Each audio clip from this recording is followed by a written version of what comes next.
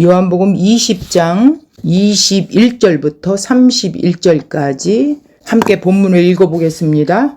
예수께서 또 이르시되 너희에게 평강이 있을지어다. 아버지께서 나를 보내신 것 같이 나도 너희를 보내노라. 이 말씀을 하시고 그들을 향하사 숨을 내쉬며 이르시되 성령을 받으라. 너희가 누구의 죄든지 사하면 사하여질 것이요 누구의 죄든지 그대로 두면 그대로 있으리라 하시니라. 12 제자 중에 하나로서 디두모라 불리는 도마는 예수께서 오셨을 때에 함께 있지 아니한지라. 다른 제자들이 그에게 이르되 우리가 주를 보았노라 하니 도마가 이르되 내가 주의 손에 못자국을 보며 내 손가락을 그 못자국에 넣으며 내 손을 그 옆구리에 넣어보지 않고는 믿지 아니하겠노라 하니라. 여드레를 지나서 제자들이 다시 집 안에 있을 때에 도마도 함께 있고 문이 닫혔는데 예수께서 오사 가운데 서서 이르시되 너희에게 평강이 있을지어다 하시고 도마에게 이르시되 내 손가락을 이리 내밀어 내 손을 보고 내 손을 내밀어 내 옆구리에 넣어보라. 그리하면 믿음 없는 자가 되지 말고 믿는 자가 되라. 도마가 대답하여 이르되 나의 주님이시요 나의 하나님이시니이다. 예수께서 이르시되 너는 나를 본고로 믿느냐? 보지 못하고 믿는 자들은 복되도다 하시니라. 예수께서 제자들 앞에 이 책에 기록되지 아니한 다른 표적도 많이 행하셨으나 오직 이것을 기록함은 너희로 예수께서 하나님의 아들 그리스도이심을 믿게 하려 함이요 또 너희로 믿고 그 이름을 힘입어 생명을 얻게 하려 함이니라. 말씀이지요.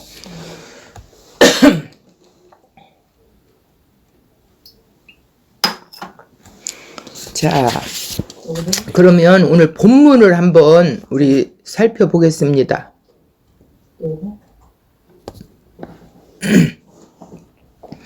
예수님이 지금 21절에 보니까 너희에게 평강이 있을지어다 라고 하시면서 이렇게 말씀하세요. 아버지께서 나를 보내신 것 같이 나도 너희를 보내노라. 어디로 보내요? 세상으로.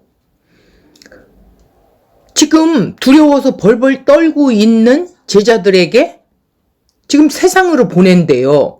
이 말씀을 하시고 그들을 향하사 22절에 숨을 내쉬며 이르시되 성령을 받으라.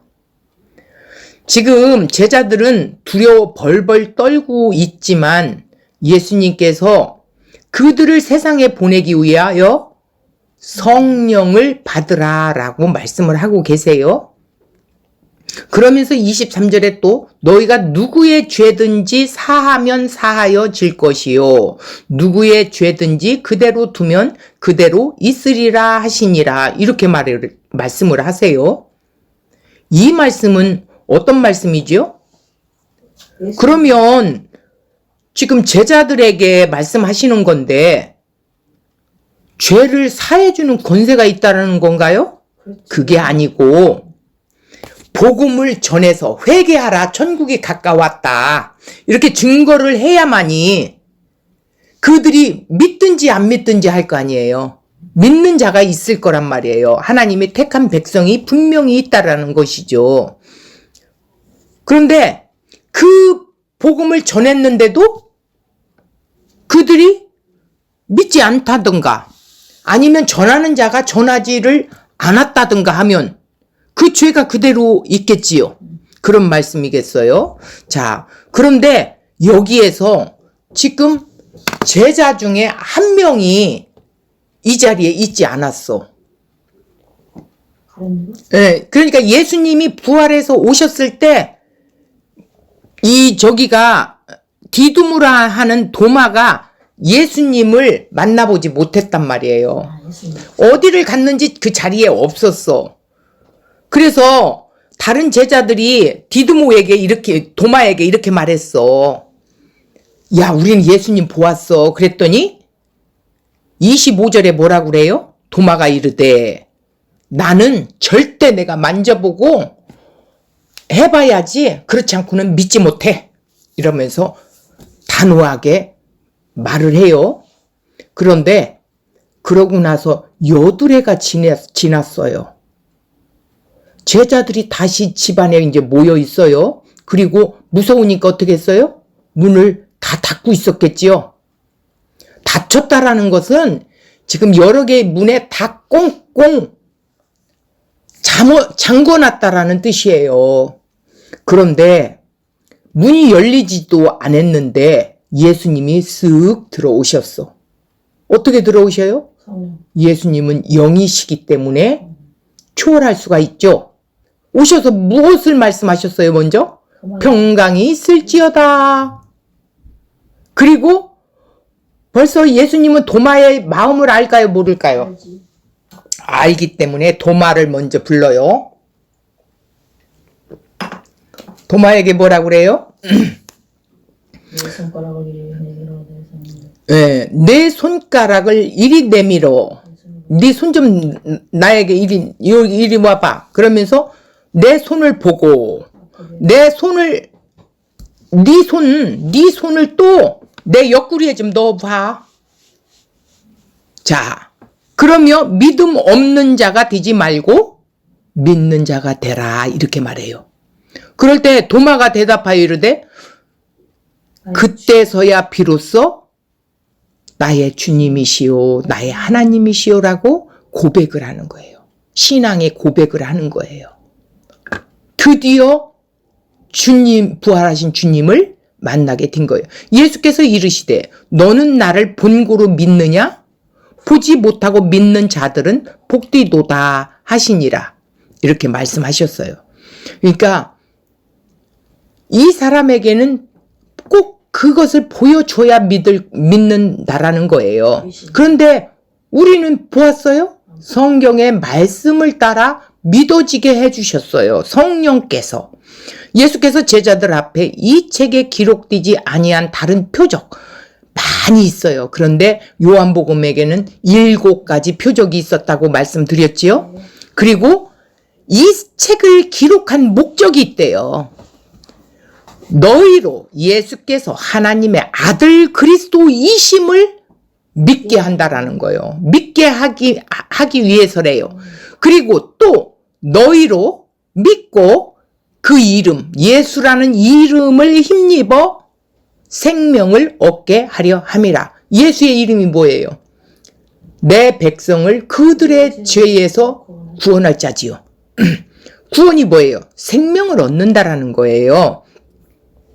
자, 요한복음의 처음에 1장 서론 이야기를 할 때 요한복음 1장 1절 영원 전에 노구스로 계셨던 그 하나님이 14절에 1장 14절에 보면 말씀이 육신이 되어 이 세상 가운데 오셨다고 그랬어요.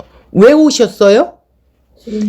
자, 예수의 이름을 가지고 말씀이 육신이 되어 이 땅 가운데 오셨는데 내 백성을 구원하는 일이 하나님의 뜻이에요. 그것을 믿게 해서 구원에 이르게 하나님 나라에 세우게 하기 위해서란 말이에요. 그 목적이 있는데 그분이 누구냐? 18절에 보니까 하나님의 품속에 계셨던 하나님이시라는 거야. 하나님이 친히 육신을 입고 이 땅에 예수로 오셨다라는 거예요. 자, 그래서 어떻게 한다고? 31절에 이게 요한복음 전체 결론의 내용이에요.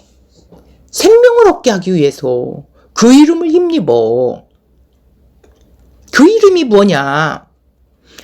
예수께서 하나님의 아들이고 그리스도이시라는 거야.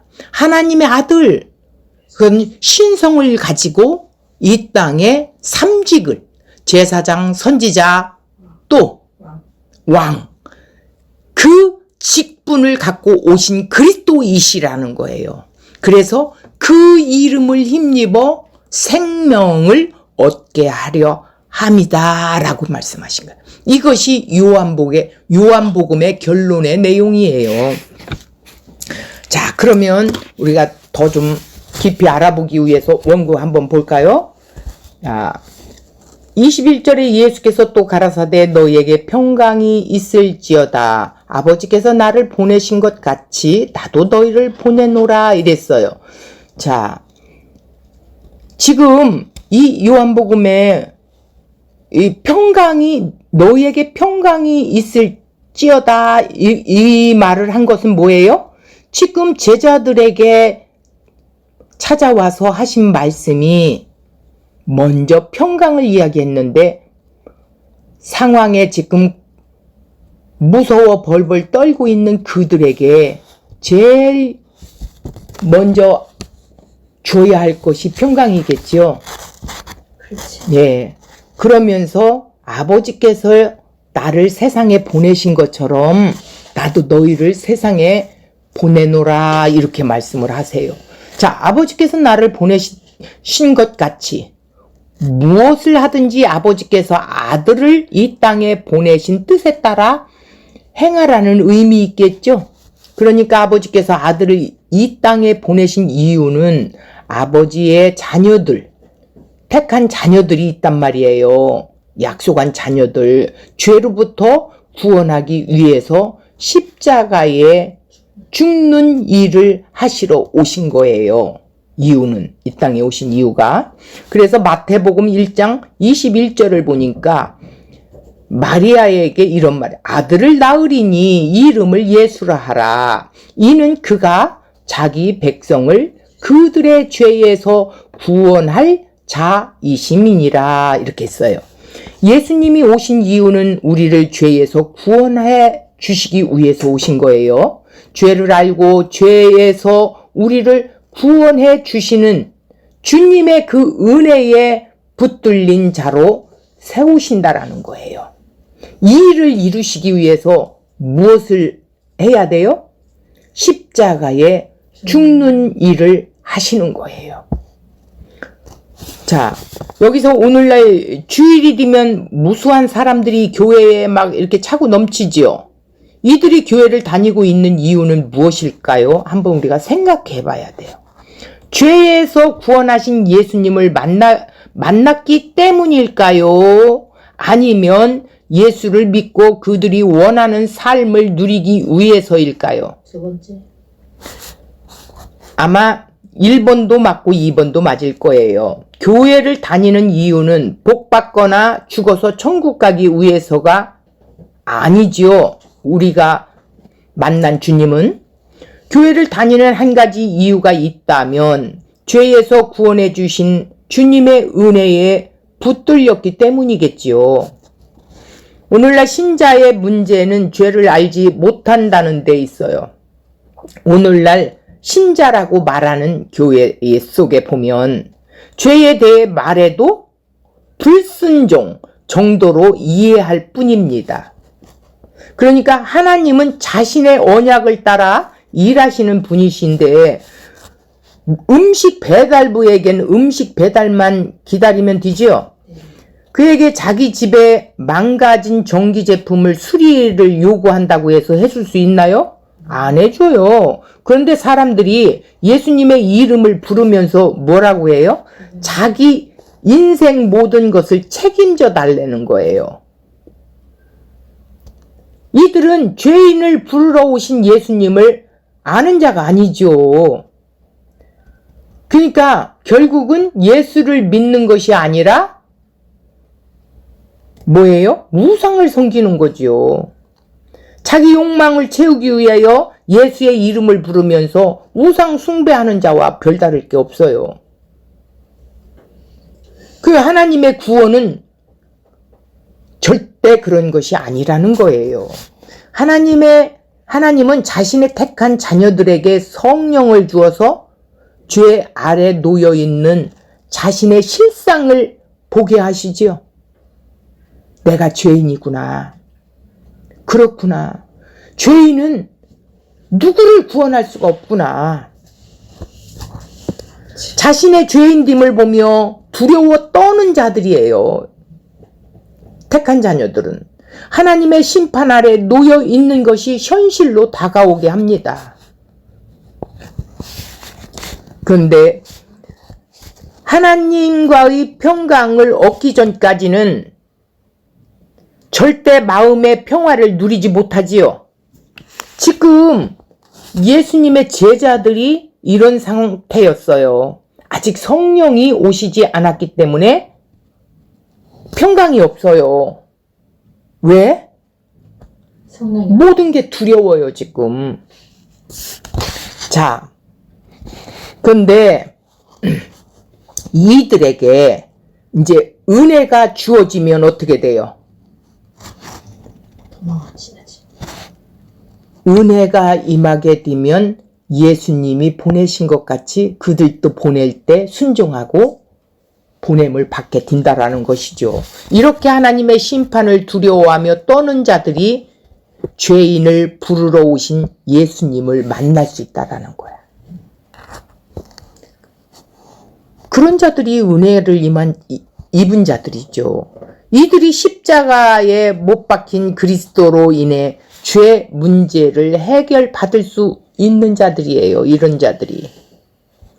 그리스도의 피로 죄 사함을 받고 하나님과 화평, 하나님과 원수 되었던 자들이 하나님과 관계가 회복돼서 화평을 누리는 자가 되었다라는 거죠. 그리고 이들은 하늘에 속한 모든 복을 받는 자로 하나님 앞으로 나갈 수가 있어요. 아버지라고 부를 수가 있어요. 이들이 곧 부활하신 예수님과 연합된 하나 된 자들이겠죠. 이들은 더 이상 이 땅의 복에 마음이 빼앗기지 않아요. 그렇게 하라고 해도 하지 않습니다. 왜? 하늘의 복으로 만족하기 때문에. 이것이 죄의 눈이 열린 자들의 모습이에요. 아, 내가 죄인이구나. 영적인 눈이 열리고 보니까 내가 죄인이었구나. 내 죄 때문에 우리 주님이 십자가에 죽을 수밖에 없었구나. 그래, 내가 7 귀신 들린 자였어. 막달라 마리아처럼 7 귀신 들렸던 자였는데 지금 내가 자유함을 받은 자야.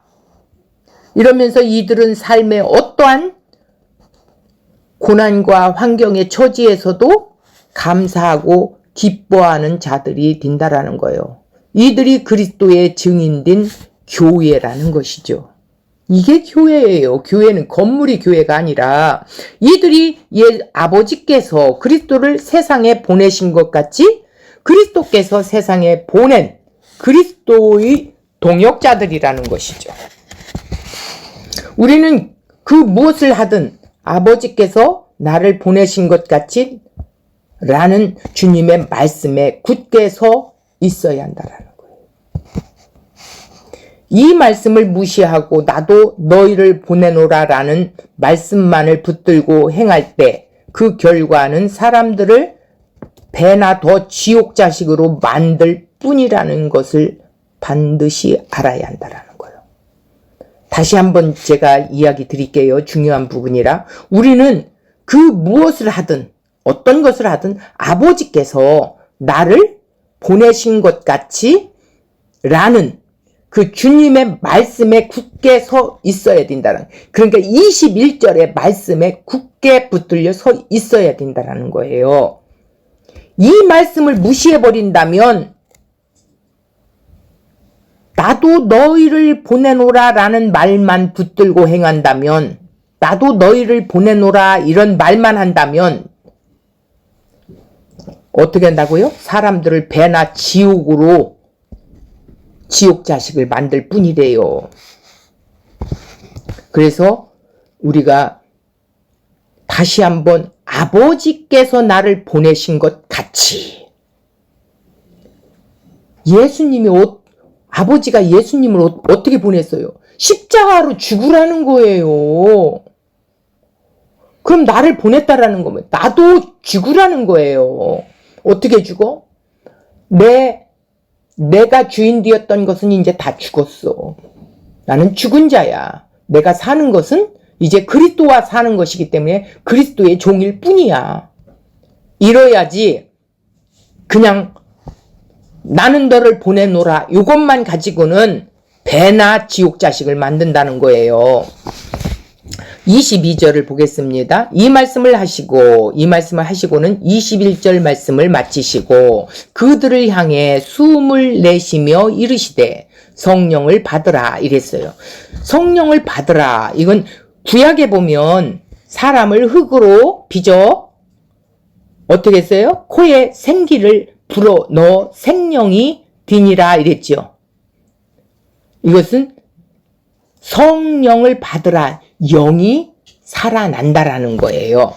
성령을 받으라. 제자들에게 성령이 임한 것은 앞으로 50일이 지난 오순절 날입니다. 그러니까 뭐예요? 40일간 부활하고 40일간 계셨지요? 그리고 부활하시고 10일을 더 머물어서 이제 50일째 채웠어요. 50일 날 오순절 날 그때 제자들에게 어떻게 해요? 성령을 부어주시는 것처럼 행하시는 것은 그들에게 성령이 임하는 것이 무슨 의미인지 지금 약식으로 간략하게 보여주는 거예요. 창세기에 보면 조금 전에 이야기했죠. 구약에 2장 7절에 여호와 하나님이 땅에 흙으로 사람을 지으시고 생기를 그 코에 불어 넣으시니 사람이 생명이 되니라. 이걸 보고 숨을 내쉬며 이르시되 말씀하시되 성령을 받으라 이랬어요. 자, 성령은 살아있는 영이라는 뜻이에요. 육신이 뭔가 신비한 체질이 되었다는 뜻이 아닙니다. 영이신 하나님과 교통하는 관계에 있게 되었음을 말하는 거죠. 이것을 영적이라고 말하는데 영이라고 말해요. 영적인 존재라는 것은 영이신 하나님과 교통하는 관계가 이제 할 수 있다. 관계할 수 있다라는 거예요. 교통할 수 있다라는 거죠. 영이신 하나님과 교통하는 것은 하나님의 뜻을 알고 하나님의 마음을 알며 항상 하나님의 기뻐하시는 뜻을 따라 살기를 어떻게 해요? 힘쓰는 것이죠. 이것이 영적인 존재입니다. 성령이 우리를 그렇게 살아가도록 이끌어 가신다라는 거예요. 반면에 육적인 존재는 하나님과 교통이 단절된 상태를 말하는 것이에요. 자, 하나님과 단절되어 있기 때문에 하나님의 마음도 뜻과 기뻐하심도 알 수가 없었어요. 아니, 아예 그런 쪽으로는 관심조차도 없었어요. 이들은 관심을 자기에게만 둘 뿐이었죠. 선악과를 먹음으로 하나님과 이제 관계가 단절되어 버렸어. 원수가 되었어. 모든 인간은 생명에서 끊어지고 육적인 존재로 살아가게 되는 거예요. 그런데 숨을 내쉬며 성령을 받으라고 말씀하시는 것이 뭔가? 예수께서 있는 것을 불어 넣으시는 의미입니다. 그러니까 호흡은 곧 생명을 뜻합니다. 주님께서 숨을 불어 넣었다는 것은 자신의 생명을 주었다라는 의미죠. 성령 받음은 우리가 생각하는 것처럼 신비한 능력이 생기는 것이 아니라 뭐냐면 예수님에게 있는 그 생명을 받았다라는 거예요. 예수님께 있는 것을 죄인된 우리가 공유하기 위해 성령이 오신다는 것이죠. 숨을 내쉬며 성령을 받으라. 하나님이 생기를 코에 불어 넣으사 사람이 생명이 된 것과 같이 의미를 말하는 거예요. 아버지께서 나를 보내신 것 같이 나도 너희를 세상에 보낸다라는 거예요. 그리고 성령을 받으라고 말씀하시는 것은 성령을 받은 자로 세상에 보내시겠다는 예수님의 뜻을 알게 하시기 위한 내용이었어요. 예수님은 그의 십자가 부활로 새롭게 지음받은 제자들이 공동체에 성령의 생기를 불어 넣었던 것입니다. 이게 곧 마가의 다락방의 역사지요. 왜 성도를 성령 받게 하셔서 세상에 보내시는 것입니다. 그 이유가 무엇일까요? 자, 23절 너희가 네 죄든지 사하면 사하여 질 것이요 네 죄든지 그대로 두면 그대로 있으리라 하시니라. 이것은 뭐냐면 제자들이 죄의 권세가 있는 것이 아니라 죄를 외치는 자로 도구로 사용한다라는 거죠. 죄를 알게 하라는 것이죠. 이 세상에 가서 외치는 거예요. 회개하라, 천국이 가까웠다. 죄를 알게 하라는 거래요. 자, 성령을 주셔서 세상에 보내신 뜻이 죄사함을 위해서라는 것입니다. 그러니까 죄를 외쳐야겠지요. 즉 죄를 사하는 자로 살아가는 것이 성령 받은 자로 세상에 존재하는 우리의 본분이라는 것이에요. 신자에게 죄사함의 권세가 주어진 것이 아니라 죄사함은 오직 성령 받음으로만 된다는 것을 말씀하기 위한 것이라는 거예요. 죄사함은 예수 그리스도의 피를 믿을 때만 가능한데 피를 믿는 것은 성령을 받음으로써 되어지기 때문입니다. 성령을 받지 않고는 인식을 못해요. 성령 받은 신자는 죄사함 받은 자로 존재하게 돼요. 그러므로 죄사함 받은 신자는 자신의 죄사함에 대해 증거하며 살아가는 증인 노릇을 하는 거예요. 죄를 외칠 수 있는 자가 된다라는 것이죠. 세상에 그리스도의 피를 믿음으로 주어지는 죄사함을 증거하라는 것이 우리를 향하신 하나님의 뜻이라는 거예요. 죄사함은 결코 한 개인의 구원에 국한된 문제가 아닙니다. 우리 죄를 사하신 예수님의 일은 나의 구원으로 충족되는 것이 아니라 죄를 사하시는 예수님의 일이 세상에 계속 전파되는 것으로 지속되어야 한다는 거예요. 그러니까 이 시대에서는 우리를 또 부르시고 세우셨다라는 것이죠. 이것을 위해 신자가 보냄을 받은 것이죠. 오늘 우리가 이렇게 부름을 받아서 지금 세상에 외치고 있죠. 성령을 받았다. 자기 구원의 보장과 확신으로만 이용하는 것이 아닙니다. 성령 받음이 나의 구원으로 멈추는 것이 아니라 예수의 죄사함을 선포해야 하는 책임과 의무가 주어져 있다라는 거예요. 이걸 망각하고 있어요. 왜? 바른 신앙관이 서 있지 못하기 때문에. 신자가 그리스도를 전할 때 받아들이면 자, 이런 성령을 받은 자가 그리스도를 전할 때 어떻게 해요? 드리는 자는 어떻게 돼요? 죄사함을 얻게 되겠지요. 그런데 전했는데도 불구하고 받아들이지 않는다면 죄 가운데 그대로 심판받겠지요. 그게 그 말이에요. 23절의 말씀이라 이거예요. 이것 때문에 성령 받은 자에게는 죄사함의 권세가 있다는 말씀을 하신 거예요. 그러니까 내가 하는 게 아니라 내 안에 성령이 하신다라는 거예요. 신자는 죄사함의 권세를 가지고 세상에 보냄을 그래서 받는 거예요. 누구든지 신자가 증거하는 그리스도를 받아들이지 않으면 심판에 머물러 있겠지요. 그래서 신자는 세상에 대해 이러한 권세를 가진 자로 존재한다는 것입니다. 그런데도 너무 나약한 삶에서 벗어나지 못하는 이유는 세상이 보는 것을 똑같이 바라보고 살기 때문이지요. 참 안타까운 일입니다. 우리가 그렇게 전에 살았으니까 신자의 신자됨을 분명히 알아야 한다라는 것이죠. 그래서 누구에게도 주어지지 않은 신자만의 권세로 우리를 세상에 보내신 분의 뜻과 기쁨도 함께 생각해야 한다라는 것이에요. 우리는 이 세상에 나그네예요. 나그네로 머물러 있는 자란 거예요. 그렇기 때문에 영원한 하나님 나라에 머물 자라는 것에 대해서도 망각해서는 안 된다는 것이죠. 절대 망각해서는 안 됩니다. 이것이 신자된 자로 살아가게 하는 실상이죠. 하나님이 세상에 있는 자기 백성의 죄사함을 위해 저와 우리 모두를 보낸 거예요. 어디로? 세상으로. 그러므로 우리는 받든지 받지 않든지 그리스도를 증거하는 일, 예수님의 마음으로 우리는 하루하루를 살아가야 된다라는 것이죠. 그래서 하나님이 예수님을 보내신 것 같이 예수님도 우리를 그렇게 보내신대. 그러니 예수님을 십자가에 죽으러 보내셨잖아. 우리도 세상의 일 가운데 우리를 보낸대요.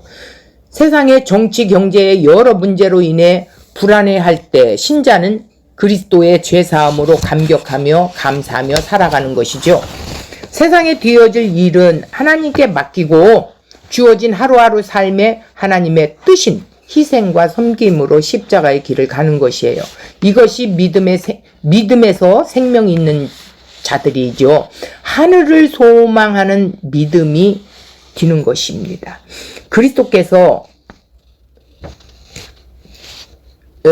그리스도께 믿는 믿음이 되어진다는, 그러니까 예수님께 아주 우리가 사로잡혀야 된다라는 것이죠. 그런 믿음이 있어야 된다는 거죠. 그렇지 않으면 우리의 믿음은 세상으로부터 웃음거리밖에 들 수 없어요. 아이고, 예수 믿는다는 사람들이 이렇게 나오지요. 자, 신자이라면 생명의 능력도 없이 교회만 붙들고 살아간다면 참으로 나약한 모습일 수밖에 없습니다. 이것 때문에 믿음을 말하면서도 불안과 염려에 벗어나지 못하고 있는 것이죠. 신자는 영원한 것, 절대적인 것을 가슴에 품고 사는 사람이에요. 신자는 예수를 판단하는 건 뭐예요? 예수의 복음을 어떻게 해요? 선포하는 자들이에요. 예수님을 무슨 장사하는 게 아니라 예수님을 증거하는, 그러니까 증인. 그건 뭐예요? 내가 예수님을 만난 자, 내가 지금 천국의 삶을 맛본 자들, 그런 자가 예수님을 선포하고 증거하는 삶을 살지, 그렇지 않는 사람은 어찌 예수를 선포할 수 있겠어요? 주저주저 하고 말겠죠. 성령 받은 신자로서의 책임과 사명은 보냄받은 자답게 하루하루 하나님의 일꾼으로 존재하는 날들입니다. 24절을 보겠어요. 12 제자 중 하나인 디두모라 하는 도마는 예수 오셨을 때 함께 있지 아니했어요. 19절에 보면 요한은 도마가 어떤 사정 때문에 주님이 현현했을 때 함께 있지 못했는지 전혀 설명하진 않았어요. 제자들의 증거를 대하여 태도를 보면 25절을 보아 그는 예수의 십자가 처형으로 낙담하고 좌절에 빠져 있었을 것을 지리짐작하지요. 자, 25절에 다른 제자들이 그에게 이르되 우리가 주를 보았노라 하니 도마가 가로되 내가 그의 손에 못자국을 보며 내 손가락을 그 못자국에 넣으며 내 손을 그 옆구리에 넣어보지 않고는 믿지 아니하겠노라 하니라. 자, 도마는 지금 부활에 대해 직접 목격하지를 못했어요. 다른 제자들을 통해서 그 사실을 전혀 전해 들은 그런 입장이죠. 그러니까 오늘 우리 역시도 예수님의 부활을 직접 목격한 사도들이 예수에 대해 기록한 내용을 전달받고 있지 않아요? 그렇잖아요? 지금 요한복음을 쓰신 그 요한의 저자의 그 말씀을 우리가 지금 받아들이면서 예수님을 알아가고 있잖아. 그런 것처럼 그렇다는 거죠. 다른 사람들에게 전달받고 있는 것이 같은 입장이라는 거죠. 그런데 다른 제자들의 말을 들은 도마는 반응이 어땠어요? 아니야, 내가 꼭 체험해봐야 돼. 내가 눈으로 똑똑히 봐야 돼. 이랬단 말이에요. 자, 그래서 도마의 이런 모습에 대해 어떤 생각이 드십니까? 혹시 불신앙이냐? 믿음이 너무 없다는 생각이 들지는 않습니까? 도마처럼 나 역시 직접 예수님의 못자국을 손을 넣어보고 만져봐야 확인을 해봐야 확실히 믿을 수 있다고 믿느냐 이거예요. 그러니까 예수님의 부활하심과 십자가의 죽으심에 대한 믿음이 더 깊어질 수 있겠다는 생각은 들지 않습니까? 이렇게 묻습니다. 말씀한 것을 받아들이고 인정하는 것보다는 몸소 체험한 것이 더더욱 살아있는 믿음이 될 거라는 생각으로 붙들어 있지요. 그들은 어쩌면 믿음이 없으면서 있는 척하는 것보다는 내가 봐야 믿겠다는 도마가 더 솔직하다고 말할 수도 있을 수는 있겠어요. 하지만 솔직하다고 해서 믿음이 좋은 것도 아니기 때문에 역시 별 문제입니다. 봐야 믿겠다는 도마에게 예수님이 나타나셨죠. 다른 제자들이 있는 자리에서 못자국을 직접 확인하게 하셨어요. 도마는 예수님의 못자국을 직접 보고 만졌지만 다른 제자들은 만지지 못했어요. 자, 그런데 그러면 도마만 더 은혜 받았나? 우리는 이런 식의 체험적인 것을 기준으로 해서 은혜를 많이 받았다, 적게 받았다 이렇게 누누이 말을 했었지요. 예수님이 도마에게 못자국을 만져보라고 한 것은 도마가 보지 않으면 믿지 못하겠다고 했기 때문이에요. 이것 때문에 예수님이 도마에게 오신 것인데 도마가 더 낫다는 말을 할 수 없겠지요. 결국 체험이라는 것이 절대로 자랑거리로 등장할 수 있는 것이 조건이 아니라는 것이죠. 뭔가 체험을 하고 그것 때문에 예수를 믿게 되었다면 그것은 그렇게까지 하지 않으면 믿지 않을 정도로 완악했기 때문인 것이지, 특별히 사랑해서나 더 은혜가 받아서가 아니라는 것이죠. 체험은 특별한 은혜를 받은 것으로 여겨서 간증 집회 다니면서 자신의 체험을 자랑하는데 자신의 못남을 말하는 것이 아니라 체험이 있기 때문에 너희와는 다르다는 식으로 자신을 과시하는 자도 있어요. 다 그렇지는 않지만 진심으로 예수님을 만난 사람이라면 부끄럽습니다. 저 같은 체험을 하지 않고도 예수님을 믿는데 나는 얼마나 못나고 형편없으면 체험을 주어서 믿게 하시는 것일까요? 라고 반응을 보일 수도 있겠지요. 자, 27절 도마에게 이르시되 내 손가락을 이리 내밀어 내 손을 보고 내 손을 내밀어 내 옆구리에 넣어보라. 그리하고 믿음 없는 자가 되지 말고 믿는 자가 되라고 이렇게 말씀하십니다. 도마에게 직접 손을 넣어 만져보게 하는 이유가 뭐예요? 도마를 믿음 없는 자로 그냥 두지 않겠다는 주님의 뜻이에요. 택한 내 백성이기 때문에.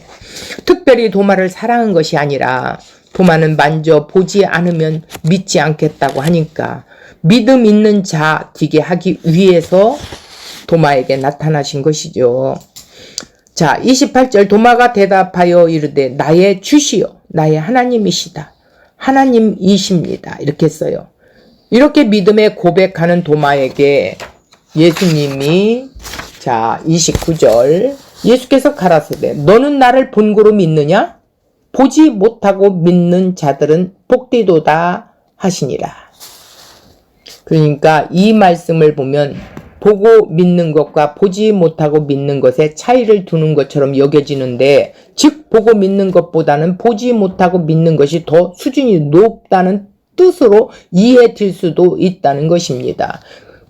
그렇게 되면 결국 또 다시 체험을 했는가 하지 않고 믿는가로 믿음의 높고 낮음을 구분을 하겠지요. 하지만 예수님의 말씀은 체험을 하는 것이 낫는가 안 하는 것이 낫는가 구별하는 것이 아니에요. 예수님은 믿음은 우리의 체험을 통해서 오는 것이 아님을 말씀하고 있다라는 거예요. 그리고 장차 체험을 하지 못하고도 믿는 자들이 나타날 것인데 그들이 바로 복받은 자들임을 가르치고 있어요. 사람들은 신앙의 결과를 자신의 삶에서 확인하고 싶은데 가장 많이 원하는 것이 기도 응답이라고 이렇게 체험을 하기도 해요. 기도의 내용이 현실에서 차곡차곡 이루어지기를 원하고 있어요.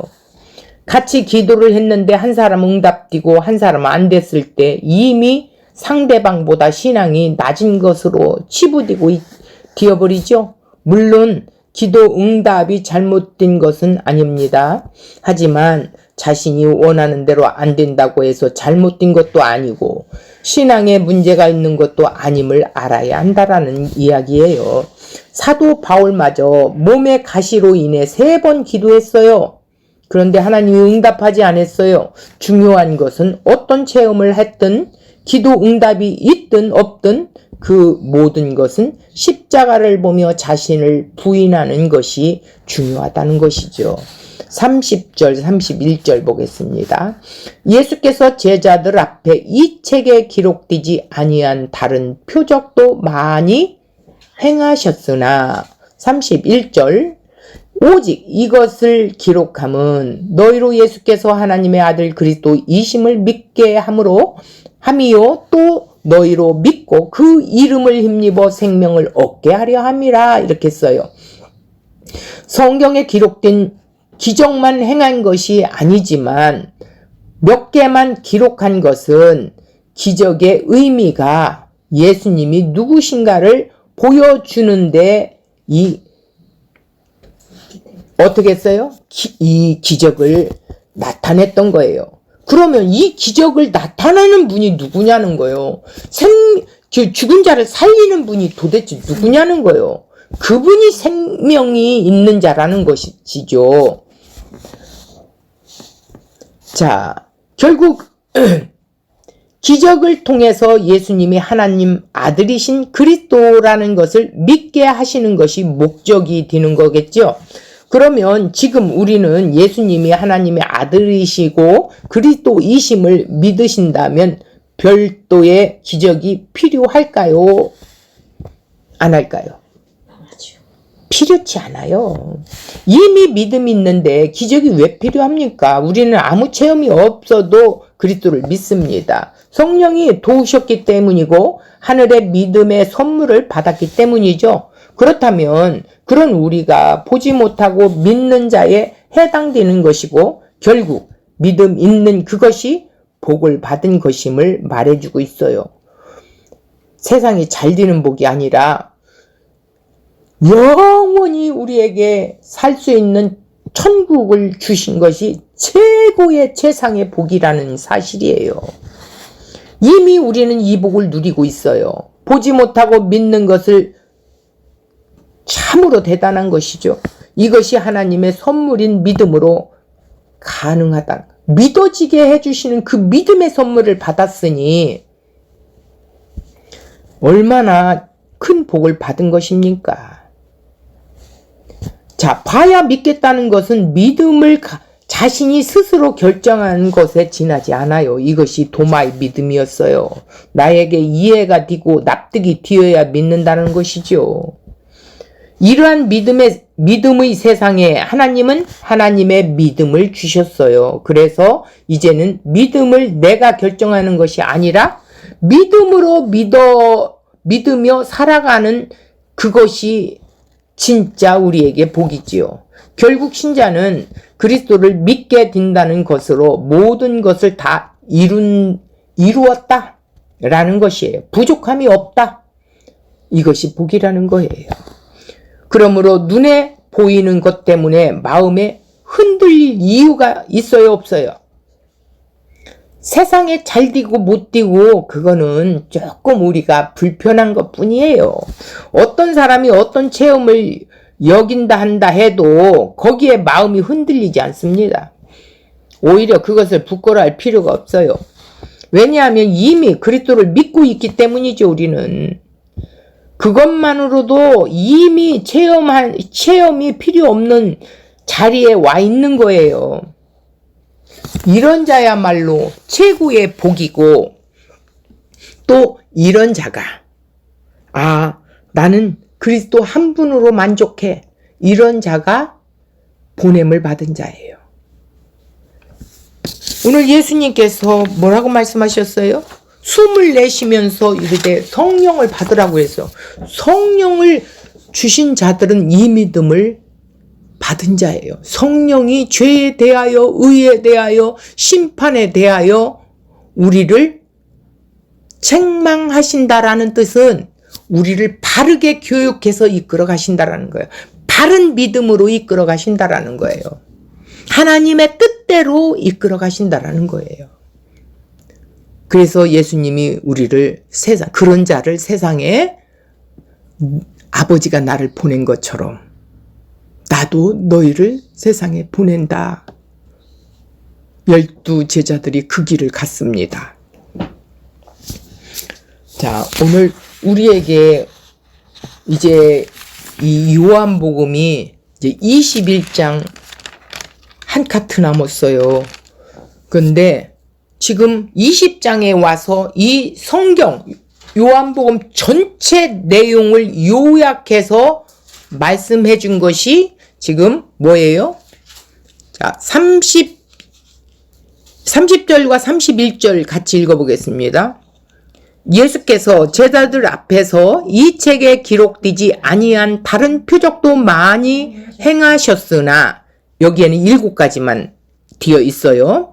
31절 오직 이것을 기록함은, 그러니까 이 요한복음을 기록한 것은 너희가 뭐예요? 누구예요? 여기서는 제자들을 말하지만 오늘 우리에게도 예수께서 하나님의 아들 그리스도이심을 믿게 하려 함이요 또 너희로 믿고 그 이름을 힘입어 생명을 얻게 하려 함이다. 이게 결론이에요. 이게 결론이에요. 그러니까 지금 예수님의 행로를 계속 말씀하셨어. 이렇게 하나님이 보내시겠다고 약속하셨던 그 예수님이 이 땅에 육신을 입고 오셨고, 오셔서 행하신 일이 십자가에 죽으셔서 자기 백성을 구원하는 일. 그래서 영원히 하나님 나라에 살아갈 수 있도록 생명을 얻게 하려 하심이라. 오늘 그 복을 우리에게 주셨어요. 그런 우리를 오늘 또 부르셔서 우리를 세상에 또 이렇게 세우셨습니다. 하나님의 도구로 사용된다는 그 자체만으로도 너무 감사하고 더 낮아지고 겸손한 모습으로 하나님 앞에 우리가 서야 되겠지요.